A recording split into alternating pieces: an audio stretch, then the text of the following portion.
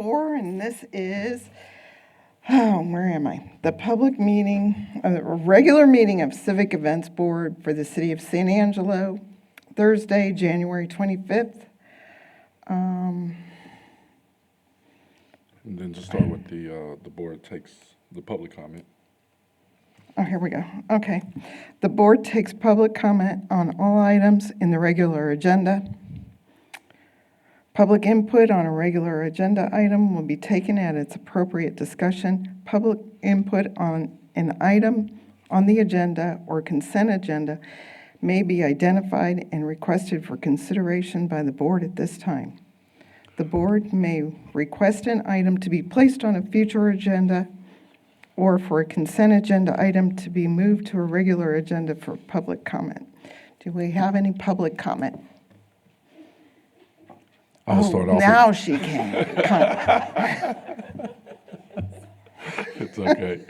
I'll go ahead and start with public comment just to go ahead and introduce Mr. Josh Hilton, Mr. John Flint to our Civic Events Advisory Board. I'll go ahead and, Please. I will go ahead and let them give a brief introduction to you all and for the public. Josh, you're on first.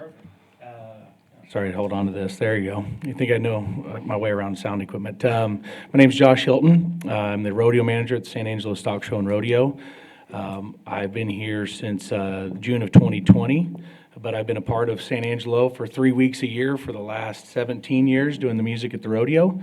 So all the beautiful loud sound you hear comes from me. I do professional rodeos, sound and music at those events. I do approximately 130 shows a year, so I do a lot of events from Rodeo Houston to Strathmore, Alberta, Canada. So I see a lot of communities and a lot of impacts that these events can have on the community, and so I'm excited to be here.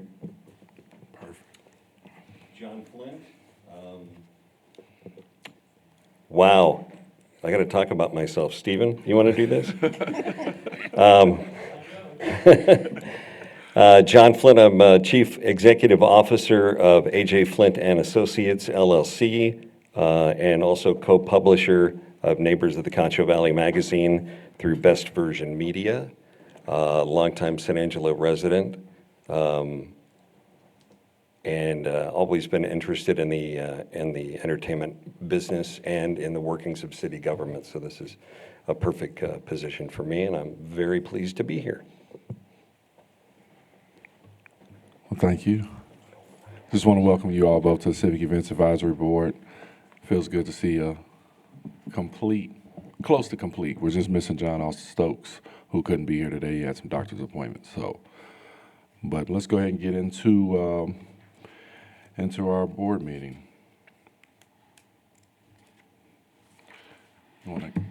Yeah, you can go ahead and read. Mm-hmm. For now. Chicken. Okay, good morning, everybody. So we're going to start with the consideration. And I apologize for being late. Hi, John. It's been a long time. It has been a long time. Okay, so we're ready for, do we have approving the December 14th meeting minutes? Have we already done that? No, that's what we're on right now. Okay. Do we have a motion to approve those? I make a motion. I second. All those in favor? Aye. Aye. Okay, so our regular agenda, we've already done. Okay, presentation of the monthly financial report and event calendar. So for you all that are new to the board, there is the Civic Events Fund 410 balance that's in there. Reads at the bottom, page 32. So our Civic Events Fund balance currently right now holds $1,152,000, 191. Restricted for facility use fees of $8,901, and this is the fund balance as of December 31st, 2023. For our calendars that I put in, so December's bookings, we had a total of 76 bookings. Convention Center had 13, the Coliseum had 5, River Stage and Paseo were at 0, Pecan Creek Pavilion had 5, East Meds had 22, and Farmers Market was 31. for Concho Christmas. For January bookings, we had a total of 36. Convention Center was 16, Coliseum was 12, River Stage and El Paseo 0, Pecan Creek Pavilion was 3, East Mez was 4, Farmers Market was 1. And then moving to February, the total is 44 bookings, with Convention Center having 18, Coliseum is 15, River Stage, El Paseo 0, Pecan Creek Pavilion 2, East Mez 9, and Farmers Market 0. Comparing our numbers from last year for January and February, this is pretty normal. Those are normally our slowest months, but we'll start picking up within going from March on. But I did want to give you all an overall view of our fiscal year 23 of the bookings, just to give you a just total. So we had a total of 694 events. The Convention Center had 166, Coliseum had 132, River Stage was 15, El Paseo 35, Pecan Creek Pavilion 94, East Mez 172, and Farmers Market had 90. Yes. Is that higher, lower than years past? or This is about typical? average to our year before. I think it was a little bit higher last year, but it's in that area as well. River Stage, last year we had about 20, it had about 10 more bookings compared to what this year was. So that was one of them that kind of dropped off this year, but other than that, most of the other numbers are pretty much average where we're at. Thank you. Private events, breaking down each one of them. Private events, we had 286 private events. City of San Angelo held 237. Ticketed events, we had 52, and then reoccurring non-ticketed, we had 106. If you're asking what's a reoccurring non-ticketed event, would be your graduations, events like that for the most part. Any questions on the calendar or financials?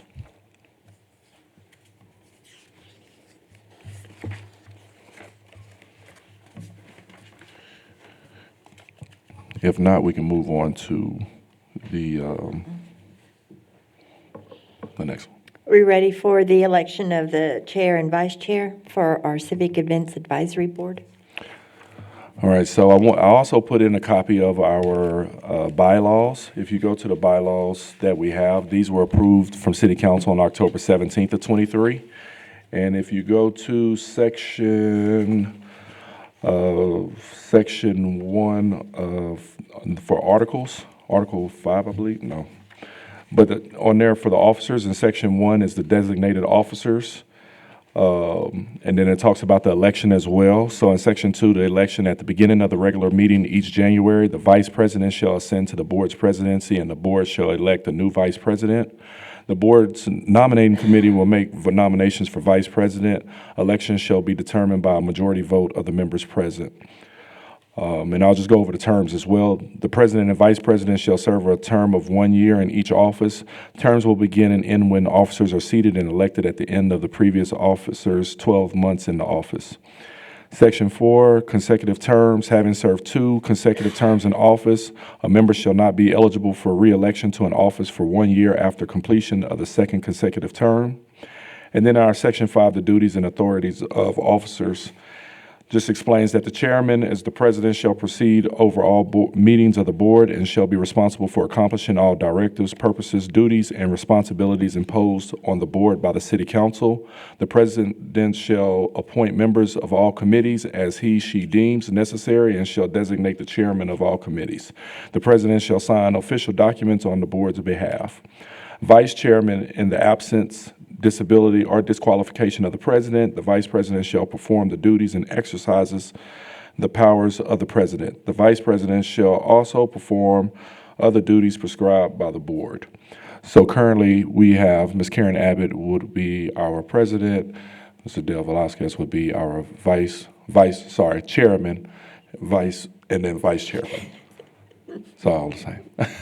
So Dale would be ascending up to chairman, and we would have to have an election for vice chair. It's on you all.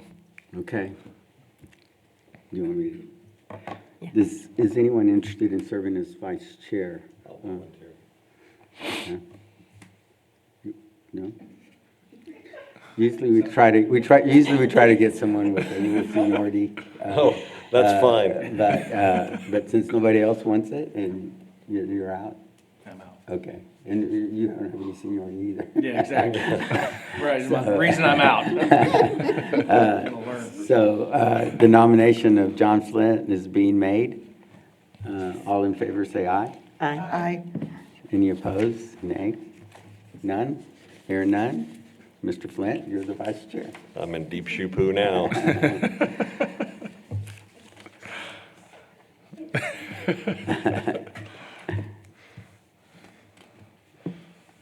He has to start bringing us lunch. I didn't read that part. Vice chair has to bring lunch. Note to self.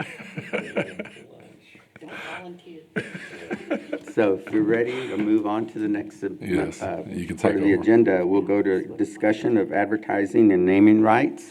So at our last board meeting that we had on December 14th, there was discussion that you all wanted to know more about our advertising, naming rights, and sponsorships, and see if we can have Mr. Stephen McLaughlin come up here and just briefly discuss his role with the city of San Angelo and how he works with civic events as well. So I'm just going to pass it over, and if you all have any questions for him, go ahead and let him know. Thank you. He'll be here when? Right now. Right there. I'm stealthy like that. Hard to spot. Good morning, everybody. I'm Stephen McLaughlin. I have McLaughlin Advertising and Citywise Marketing. The background of what we're here to discuss would be that under the former city manager, about 15 years ago, 2009, I guess, he decided, primarily, I think his main interest originally was that he wanted to hire an ad agency for the city so that you had more consistency because each department head was having to meet with media reps and place their own advertising, and there was not consistent logo usage or graphic design or just methodology at all.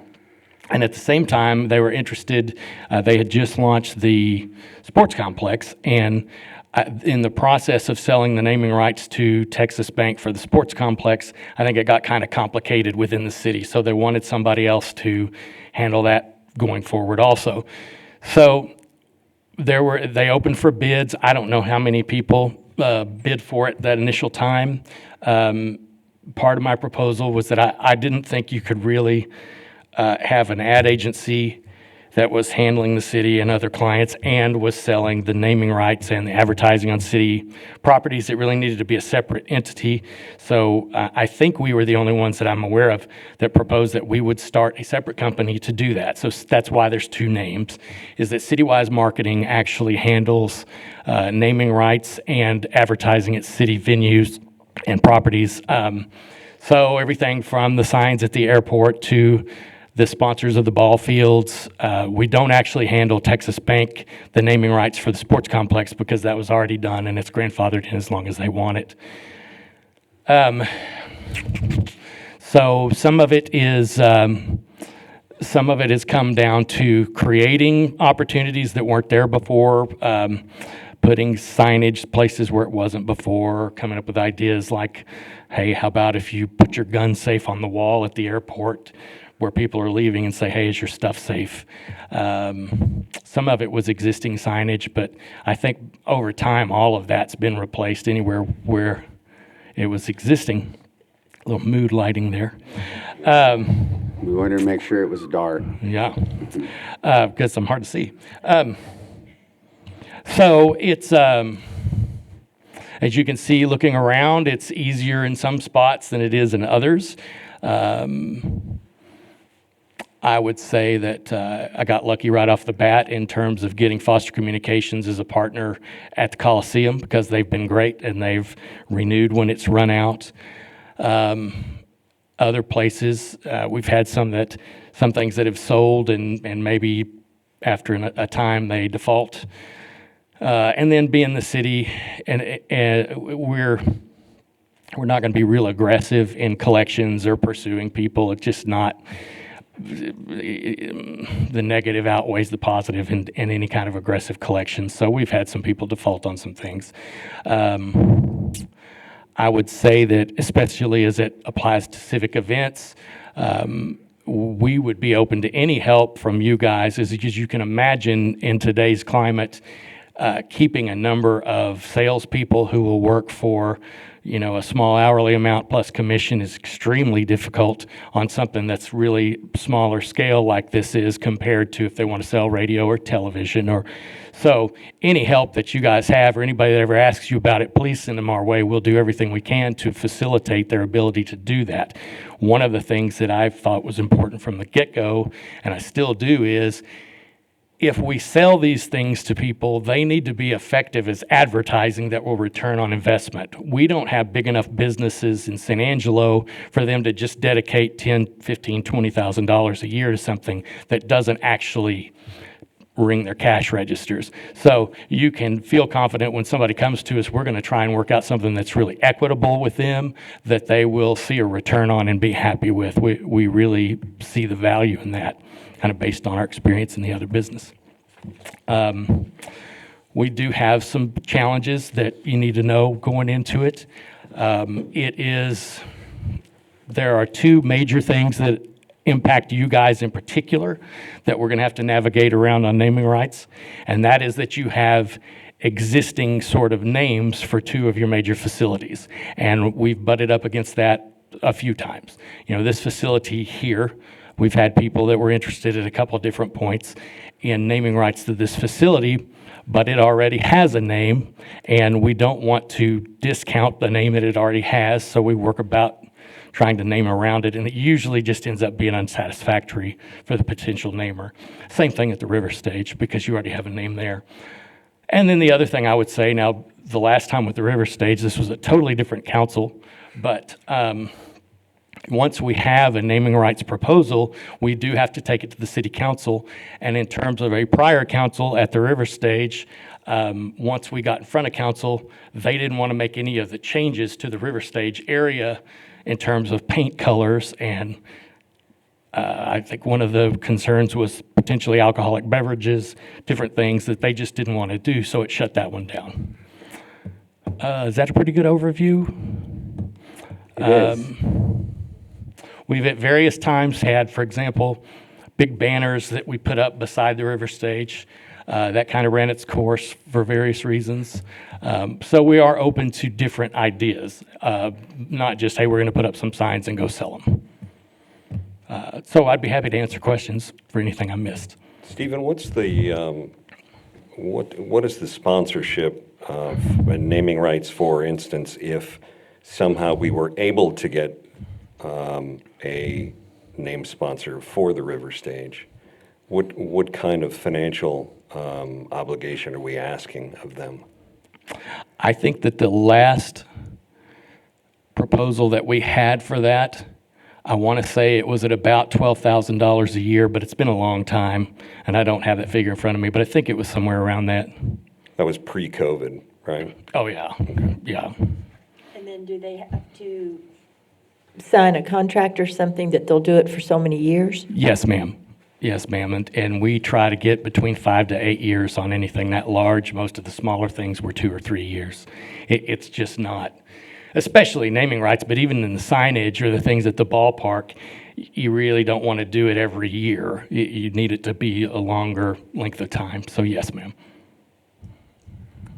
Stephen, I remember, and you brought it up a second ago about the banners. Mm-hmm. And currently there is no sponsor for banners. Is that correct?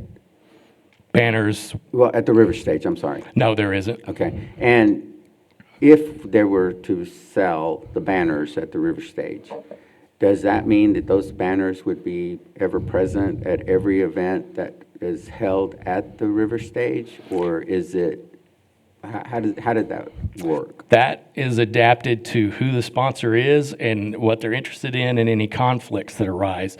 When we had the program before, we had 2 different sponsors for banners. One of them was alcohol related. So those banners didn't go up for any programming at the river stage that was family or child oriented. But it also created some conflicts with bringing music tours through, because the music tour may be sponsored by a different alcoholic beverage purveyor than the one we had, so they couldn't go up then. So it really started to cause problems in that direction. And then the other sponsor of it was the Symphony, which I think basically was for their program that they had there at the time. I believe I'm remembering that correctly. It also led to a couple of other interesting problems. Just so you know, we didn't just throw that away out of hand. We had to put those banners up and take them down every time we had an event. We had to have city staff doing that, because if we didn't, they got stolen. And that's amazing to think about. Somebody was hopping over a fence and stealing banners that were 20 feet? They were 20 feet by 12, something like that. And hung They're how many feet in the air? huge up in the air. Yeah. And somebody was having to climb up there and pull them down, but it happened numerous times. And your sponsors get a little irritated with having to replace those banners so frequently. So that's the state of that at the moment. Okay, so lots of different angles to think about when we're Absolutely. when we as a board are trying to figure out how we could generate some revenue. Right. And really, the River Stage and the Coliseum are probably the two largest facilities that we have that would provide that type of opportunity for a naming right. Is that accurate statement? Yeah, the naming right at the Coliseum has been sold, and it's still got a few more years in a renewal. We do, thanks in particular to the efforts of this fellow here, our sales at the Coliseum they always go well, because we have the little concourse area, the hallway around. Now inside, of course, remains with the stock show and rodeo, but we're able to sell for your efforts in that little area, like the lobby area, a lot of that, and that always stays sold in as many different ways as we can think of to put something up there, somebody will buy it. I will say Stephen works very well with us at the rodeo, and as far as allowing, certain things, and we work, it's a very good communication between us and Stephen and the city. Is it possible, I haven't been and looked at those, is it possible, like on something, instead of the banners, we do big metal, can you drill something in, die-bond signs metal to where? We it's have not some of just that banners? now. Uh-huh. Okay. Yeah, we do some of That that. might inhibit some daredevils, but you are right. And plus the cost of banners now, it's ridiculous to get signage made, Well, so. and we do have some banners in the Coliseum lobby. What we have to watch out for there is you have those jets for the fire Correct. suppression system, and you can't hang them anywhere where they might be in the way of the streams of those. So we have to work with these guys to make sure wherever we put a banner, it's not in the way of that. So we do try to lean more towards the Alumabond signs that are attached to the wall. And some of those are screwed in, some of them are liquid nails, depends on the size, and we try to make it so that we're not damaging anything. Even down at the river stage? You're talking about the big ones? No, I'm Is there- just talking about at the Coliseum. Coliseum, Now, back gotcha. at the Riverside stage, those banners were so big that they were expensive, yes. Pardon my ignorance on this one, but how difficult is it going to be if we had someone interested in naming rights here at the convention center? How difficult is it going to be to navigate that? I'm not sure I'd be the one to ask that question. What we tried before, and we didn't get so far on this building as the council or them do anything. But as I recall it, I don't remember how we phrased it, but it was going to be the X Hall at the Papa Block Convention Center, and that's really kind of the method we've tried to use with it before. Like at the River Stage, it was going to be the ex-sponsor amphitheater, so you still had the Ayler Memorial River Stage at the ex-sponsor amphitheater, and that in and of itself didn't seem to be too much of a problem. I have had limited communications from some members of council that I think that they are very interested in doing something for naming rights here, and so I don't know how much trouble you'd have navigating that. But I'd certainly be willing if somebody came forward and wanted to do it, to give it a go and see if we could make it happen. I have a question for Sid and Carl. On the same subject, as far as the temperature for changing the names of the convention center and the river stage, has that, in your tenure, come up? And has there been discussions about the potential of changing? That always is a possibility. City council can vote to name a facility. It can also vote to change the name of the facility. But that idea has come up before, but not had any serious discussion on. But it is possible. I think it could get a little sticky, just based on the families and the folks who supported the naming of the facilities when they were named. But it is possible. It would just take council action, a recommendation from the board, and then city council action. Okay. And the direction as far as formal direction I've ever had on it, it's always been really the priority to maintain respect and honor for the people that they've already been named for. It's never been a matter of, we want to put cheeseburgers on this and just do away with the people that are being honored currently. So And they would remain, it would still remain the McNeese and Bill we Ayler. would definitely accommodate that, but, yes. Yeah, and it would fall under then whoever the naming right is, right? Or something, vice versa.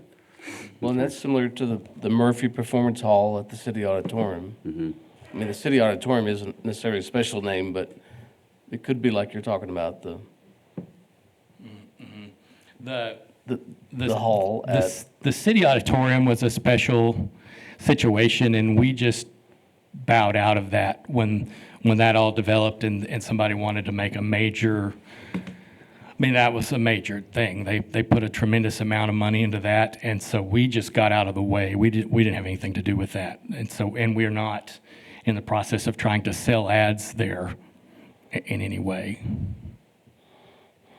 Okay. Does anybody else have any questions for Stephen? Okay. Stephen, thank you so much. Appreciate it. Well, thank you. You took it very easy on me. I Good- appreciate it. Good education for us. Anytime that you need to, pick up the phone and call. Any of these guys know how to get a hold of me, and you probably still do too. But so, thank you very much, and best of luck to you. Thank you for serving, and let us know if we can help you in any way. Thanks. Thanks, Stephen. Thanks, Stephen. Appreciate it. Okay, next is discussion of civic events venue spec sheet. Sid? All right, so we're gonna get moving on this. For the spec sheet, I did attach that to you in y'all's pamphlets as well. If you look at the one that's Bill Ayler Senior Memorial River Stage. So with our spec sheets, just to go a little background on it, we were looking to update our spec sheets. We really didn't have one that had a lot of information on there for promoters and people who would rent out our venues to let them know more about our venues. So we started off, Brittany Taylor, who took over Mr. Don Maynard's position, and for the financial side of things, she just took it upon herself to work on this. So definitely want to give her kudos on making this happen. So if anything's wrong, we're going to blame it on Brittany, all right? Everybody's good? All right. Where is she? It's all your fault. So the venue spec sheet, and if y'all see anything that may be missing in there, just ask, we can discuss that as well. But this venue spec sheet is supposed to help promoters understand our venue and what is available, what we have to offer. It also enables the promoters to efficiently manage and communicate to the artists what the venue is also capable of and what not. And this is also used for pre-cost determination. That's very important whenever you're having a concert. You want to know, what are you walking into? Will we have to get porta potties? Do we have to, how much is security going to cost us? All those different things that a promoter may have to pay for. This is what that spec sheet is for, so they can make those determinations before booking our venue. So let's just go through a few of these that we did. So we did put on here some general information of the river stage, and we plan to do this with all of our venues. So we just wanted to go ahead and show you the one that we have for the river stage so far. So general information, obviously, is going to consist of what the capacity is, some fire marshal information as well, the tables and chairs that we have available at our venue, and just giving them little details on certain things. Like now that we have this, the city has passed the clear bag policy, we wanted to put that on there too as well. Whenever you get into more of it, we're talking about the load-in parking. It gives you description of stage size as well, electrical rigging, any of the audio, which we don't have any audio over there. It talks about concessions as well. If they would like to try to work with the concessionaire or bring in a certain type of item, we put that information on there as well. It also includes the merch deals. The restrooms that we have, obviously, we do not have many restrooms at the River Stage, especially whenever we do have a big event over there. So we wanted to put in there what you would need porta potty wise for the amount of people that you may have at your event. Also, we put in there our ticketing options as well, security, so they can get in touch with SAPD to get their officers together. Also with our private security that takes care of our bag check and any additional security needs too. We also put in the description of the pictures of the River Stage as it can be set up as well. Also wanted to give them some Google Maps information if they're coming from out of town and they've never been there. And we wanted to give them that description. And also with our dressing rooms, that our dressing rooms don't have anything in them, but we do have a partnership with one of the furniture companies that's around, and they will trade out tickets with them to put furniture in those dressing rooms as well. And then I also added the clear bag policy form too as well that was approved by City Council. Does everybody on the board understand that we have a concession contract? Everybody's clear on that? Yeah. Understands it? When is that, I mean, just out of curiosity, when is that contract up? Do you know, Sid? 2026, June of 2026. But with this form, we do plan on doing it next for the convention center as well as the Coliseum. This definitely will help out, like I said, with promoters that are coming in, just to give them more information on our venues and what we have and before we have our initial discussion. So once we give this to them, they can make their decisions on, hey, you know, this can be reasonable for us to bring in an act, or if it's not going to work because you all do not have the guts to make it happen for us. This is a really nice packet, Yeah, it's Brittany. very I well think done. you did an Very great. excellent job, and it's very helpful. Thank you. So this is the first, we're hearing about, so the clear bag policy, that will be for rodeo as well. You let me know if it's going. Okay. I just haven't heard of this. You know Yes. what our audience Yes, spend we on didn't. handbags? Yeah, No. yeah. Okay. We are normally, I mean, this is outside, y'all have y'all's agreement with the city and stuff, Okay. so I don't include that in Okay. there with this. They Thank do it at the football games already. Yeah, We'll discuss that. Yeah. Thank you. no problem. And you've, Brittany, have you done one of these for each of the venues?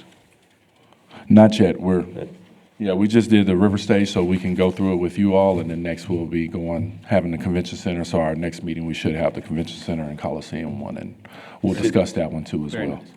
You see any holes in it, Sid? Not at all. As a Board? team, we went out there to the River Stage and measured and made sure everything was correct and stage size and, you know, just getting all that information. And, you know, for us, this is going to ease some of the questions that we get from promoters, and just having this on hand helps out a lot. It really does. Whenever you're trying to make an initial offer, an initial deal with somebody, this definitely helps out. I It's would key. imagine. They're vital. very difficult. They could be very difficult. So Yes. this is very good. So once we did the River Stage, Coliseum's going to be a little bit of work for that one too. It'll be a little bit more, you know, it'll be as basic as this one, but it'll be a little bit more information in there because it's the Coliseum. Thank you. Let's move on to Thanks. item number 6, consideration of future agenda items. Does anybody have any recommendations or thoughts about something that you would like to learn more about in relationship to our role as an advisory board? None said. I have a thought. I don't know whether it really falls into that or not, but I'd like to, as a board, discuss the possibilities of those naming rights with the venues that already have names. it sounds like Stephen's idea is a pretty good one in that, finding a way to keep those names. Is there any way to test the waters as to what city council is thinking along these lines? My thoughts on that is that unless we have someone on board to really I started to move say, forward with yeah. something more, with substance, then we could visit with that, take that into consideration. But since we don't, and we're just beta testing, I don't think that's our purview, and neither would city council appreciate us putting them on the spot. Right, okay. And worth it as well, there's a lot of things, my experience with the rodeo, someone wants a buck and shoot, I don't want to kick, somebody's always been there for 15 years for maybe $1,000 extra. I mean, it should be worth it. If they're willing to spend the money, put their name on something, I Yes. think it needs to be Yeah. really worth it. Right. Worth going to the city and putting them through that, yes. Right, Yes, sir. right. Because it is a sensitive Yes, sir. subject, as Stephen said, even brought up. It's the families that these people have invested in. Correct. So we don't want to disrespect them in that way. Yes, sir. Right.